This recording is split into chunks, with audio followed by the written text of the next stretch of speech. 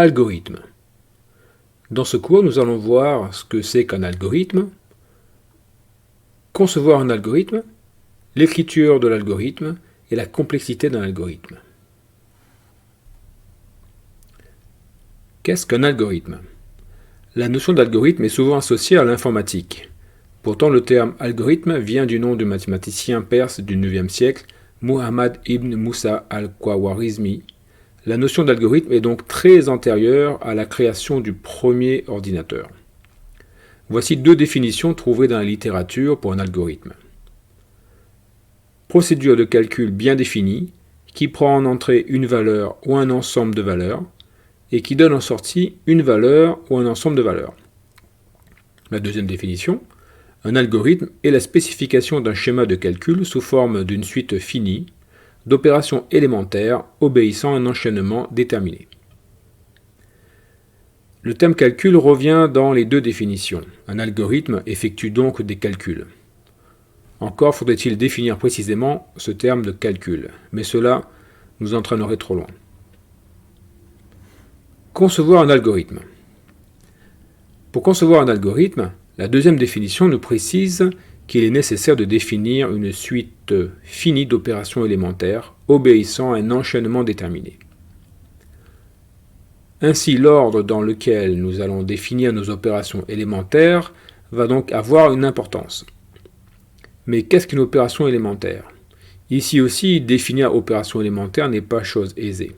On peut tout de même dire qu'une opération élémentaire est une action simple, qui doit être facilement compréhensible pour la personne chargée d'effectuer cette action. Par exemple, l'action peser 100 g de farine peut être considérée comme une opération élémentaire. En effet, tout le monde est capable de comprendre ce que cela signifie. Et la réalisation de cette opération ne prête ni à interprétation ni à confusion. En revanche, prendre de la farine, des œufs, du sucre et du chocolat afin de faire un gâteau au chocolat n'est clairement pas une opération élémentaire, car l'action décrite ici manque de précision. C'est une opération complexe. Même si dans la pratique il n'est pas difficile de faire un gâteau au chocolat, ce n'est pas évident pour quelqu'un qui n'a pas l'habitude. La frontière entre opération élémentaire et opération complexe n'est pas toujours évidente. En effet, l'opération peser 100 g de farine pourrait être encore plus précise. C'est-à-dire mettre la balance à zéro, ça veut dire faire la tare, verser ensuite de la farine sur un plateau, le plateau de la balance, jusqu'à ce que le nombre 100 soit affiché sur l'écran de la balance. On peut résumer ce qu'est un algorithme par le schéma suivant. Nous avons des valeurs d'entrée et des valeurs de sortie attendues. Et entre les deux, une suite de calculs, suite finie d'opérations élémentaires obéissant à un enchaînement déterminé. Prenons un exemple concret. Nous avons en entrée un tableau non trié et nous obtenons en sortie un tableau trié. La valeur de sortie n'est pas obligatoirement du même type que la valeur d'entrée. Prenons l'exemple d'un algorithme qui prend en entrée un tableau T d'entier et un entier X, et qui répond par oui ou par non à la question X est-il présent dans le tableau T. Dans ce cas, la valeur de sortie sera oui ou non. Ainsi, pour l'entier x égale 15, à la question x est-il présent dans le tableau T, la réponse est oui. Pour x égale 12, la réponse est non. Écriture de l'algorithme. Il s'agit de trouver la suite d'opérations élémentaires qui permettra de répondre à la question X est-il présent dans le tableau T? Quand on écrit un algorithme, on utilise un langage dit langage naturel. Tant que, si, fin tant que, renvoyer. Ce langage naturel permet de passer facilement à un langage de programmation, Python, Java, PHP. On dit alors que l'on implémente l'algorithme. Traditionnellement, lorsque l'on écrit un algorithme, le premier élément d'un tableau a pour indice 1. Alors que dans la plupart des langages de programmation, le premier élément d'un tableau a pour indice 0. Il faut donc faire attention à cela lorsqu'on veut implémenter un algorithme. Dans l'algorithme suivant, on part du principe qu'il existe une fonction longueur qui prend en paramètre un tableau et qui renvoie le nombre d'éléments présents dans ce tableau. Il est à noter que déterminer le nombre d'éléments présents dans un tableau n'est pas vraiment une opération élémentaire. Pourtant ici, on considère l'utilisation de longueur comme une opération élémentaire. Il arrive relativement souvent que l'on s'autorise ce genre de liberté quand on écrit un algorithme. La première chose à faire quand on étudie un algorithme, c'est de le faire tourner à la main, c'est-à-dire exécuter l'algorithme en utilisant uniquement une feuille et un crayon. Voilà ce que cela pourrait donner avec l'algorithme que nous venons d'écrire. Pour notre tableau T avec les valeurs 5, 8, 15 et 23 et l'entier 15. Lors du premier passage, I est égal à 1 et TR est faux. Donc tant que I est inférieur à la longueur et que TR est faux, on rentre dans la boucle. C'est le cas pour ce premier passage. Si T de I est égal à X, T de I, c'est-à-dire I égale 1, donc T de 1, est égal à 5. Donc T de 5 n'est pas égal à 15. Donc la condition si n'est pas exécutée. C'est-à-dire que T1 n'est pas égal à 15. On n'entre pas dans le si. On exécute I plus 1, c'est-à-dire 2, et on le stocke dans I. Et on retourne au début de la boucle. On continue. Donc cette fois, I est égal à 2. Tant que I est inférieur ou égal à la longueur de T et que TR est faux, on exécute la boucle tant que. C'est le cas. TR est faux et I est inférieur à la longueur du tableau. Donc si T de 2 est égal à X, est-ce que c'est le cas? Non, c'est toujours pas le cas. Donc on n'entre pas dans le si et on fait I plus 1, c'est-à-dire 3, et on le stocke dans I. On revient au départ, on vérifie, tant que I est inférieur à la longueur du tableau, c'est toujours vrai, et est-ce que TR est faux? C'est toujours vrai, donc on exécute la boucle tant que. Si T de 3, c'est-à-dire 15, est égal à X, c'est-à-dire est égal à 15, alors à ce moment-là, on exécute la condition.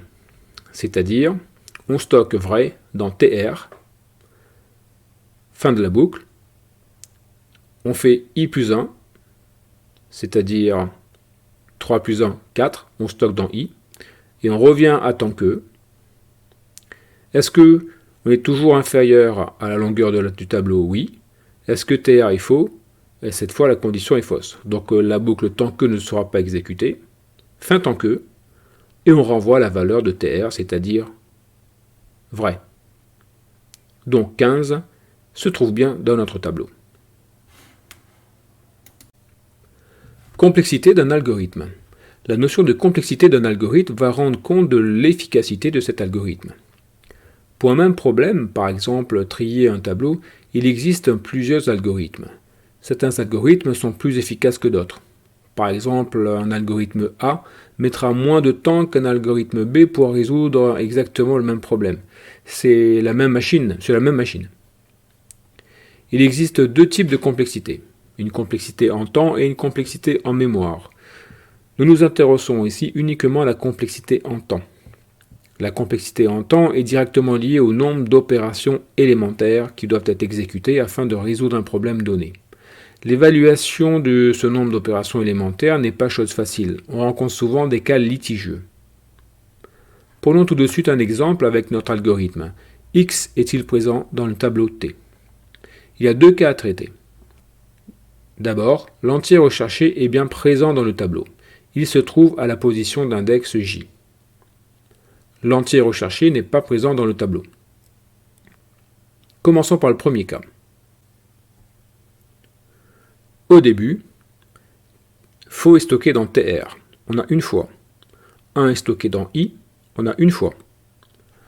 La boucle tant que est exécutée J fois, c'est-à-dire jusqu'à trouver la valeur, c'est-à-dire 15 dans l'exemple vu juste avant, plus une fois, la dernière fois,